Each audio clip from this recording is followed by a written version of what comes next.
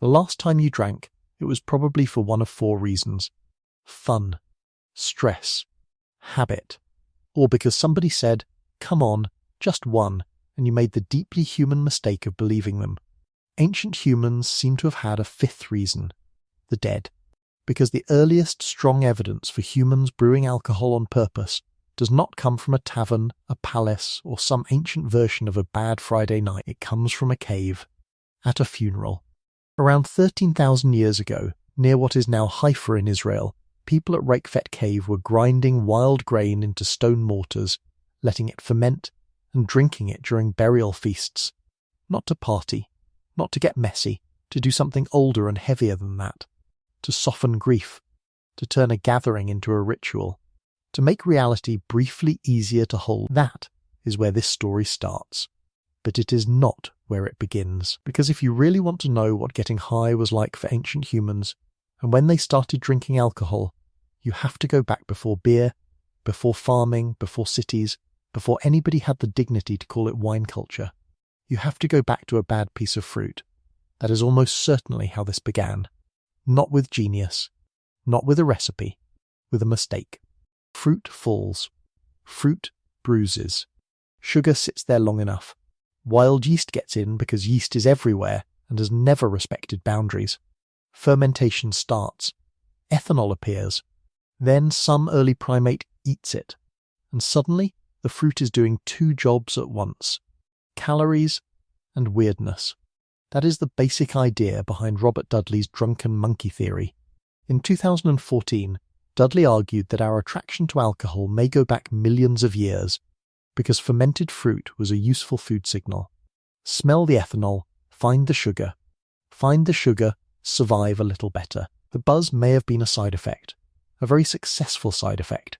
So before humans were brewing anything, our ancestors may already have known that some foods change the body in strange ways. Warm face, looser limbs, slightly softened edges around the world.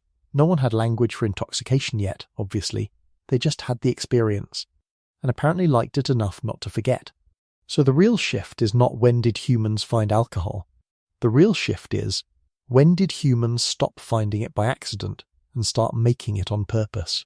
That is where things get properly human. Because once you start manufacturing altered reality, you are no longer just curious. You are committed. That is why Reikvet Cave matters so much. In 2018, archaeologist Li Lu and her team published evidence suggesting that Natufian hunter-gatherers there were processing wild cereals in a way consistent with brewing. Wild barley, wild wheat, stone mortars cut into bedrock, fermentation, roughly 13,000 years ago, before full agriculture had really locked into place.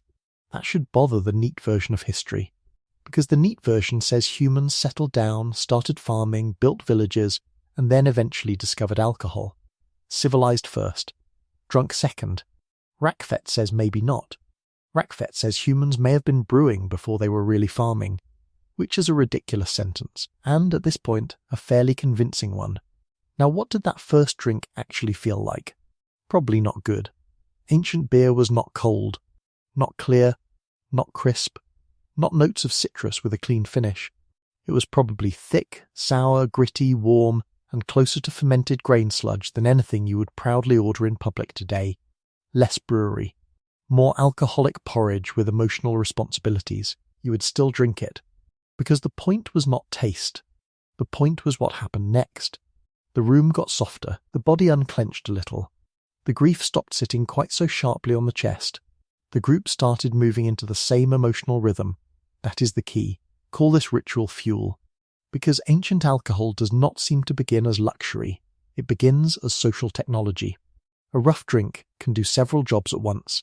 Calories, bonding, tension release, ritual intensity, shared mood, shared grief. It can turn a gathering into an event, and an event into something people remember together. That matters more than modern people think. Then, the story gets bigger. By around 7000 BC, at Jiahu in China, humans were making a fermented drink from rice, honey, grapes, and hawthorn fruit. Patrick McGovern and other researchers helped make that discovery famous. And Jiahu matters, because by this point, We are no longer dealing with accidental chemistry. Now we have selection. Now we have intention. Now somebody wants this specific drink enough to repeat it. That means alcohol has moved from we found something weird into do that again. And once you can say do that again, you are no longer just getting drunk. You are building culture. This is where the really dangerous theory enters the room.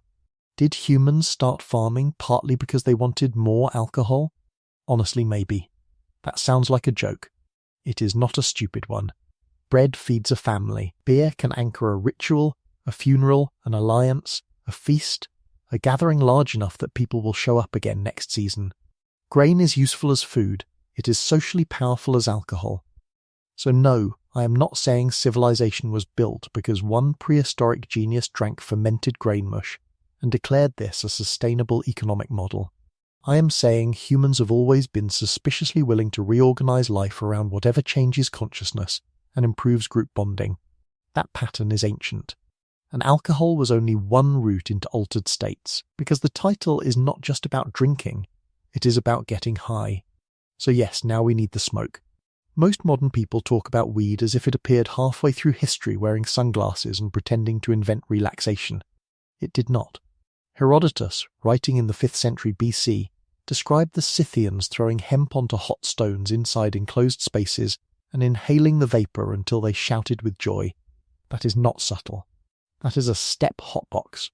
Then in 2019, researchers studying wooden braziers from the Jersenkal cemetery in western China found burned cannabis residue with elevated Thc levels dating to around 500 BC.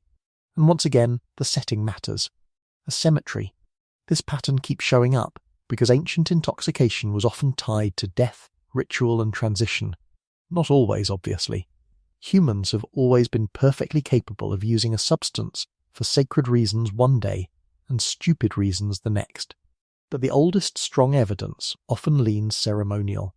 The dead on one side, the smoke on the other, the living in the middle trying to become less ordinary for a while. Call this the shared trance. That is the second phrase to keep, because ancient humans were often not getting high alone. They were getting high together, drinking together, smoking together, mourning together, entering the same altered weather together. And that changes what intoxication means. A group that drinks together bonds. A group that grieves together bonds. A group that hallucinates together probably has a very memorable evening, and at minimum a stronger sense that something happened. That is not nonsense. That is chemistry plus group psychology. Then there is peyote. Archaeologists in the lower Pecos region of Texas have found peyote buttons dating back around 5,700 years. Actual preserved peyote, which means ancient humans in North America were chewing one of the most bitter, physically rude plants on Earth and deciding, yes, this is apparently worth the nausea. That tells you something important. Ancient getting high was not optimized. It was not flavored. It was not a soft modern edible in a cheerful package. Peyote can be nauseating, physically uncomfortable, and then deeply powerful. So if you are asking what getting high felt like for ancient humans, one honest answer is this. Sometimes awful first, then profound. The road to transcendence was not customer-friendly, and that is where the whole thing flips. Ancient humans were not just using intoxication to escape reality.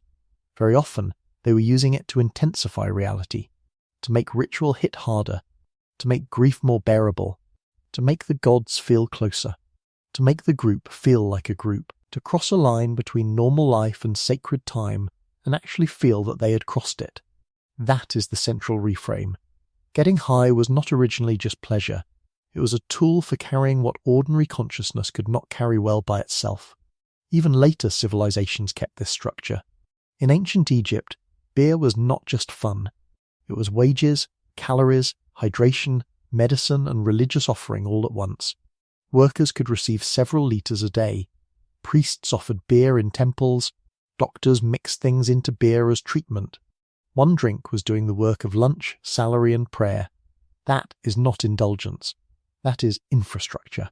So when did humans start drinking alcohol? If you mean when our primate ancestors first encountered ethanol, probably millions of years before Homo sapiens existed. If you mean when humans started making alcohol on purpose, The strongest archaeological evidence puts us on solid ground around 13,000 years ago at Reykjavik Cave, with more complex fermentation clearly present by 7000 BC at Jiahu.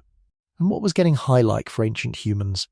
Sometimes thick and sour, sometimes smoky and ecstatic, sometimes bitter enough to make you question the first decision before the second one opened a door in your head. Sometimes funny, sometimes sacred, often shared. Be honest, second cup. Or are you suddenly volunteering to watch the fire? Because the oldest altered states we can clearly see in human history were not built around fun alone. They were built around ritual, grief, pain, bonding, and the unbearable weight of being human in a group. Not a nightclub, a cave, stone mortars, a rough fermented drink, a body nearby, a circle of humans making reality softer together. The oldest buzz in human history may not have been celebration. It may have been grief learning how to breathe.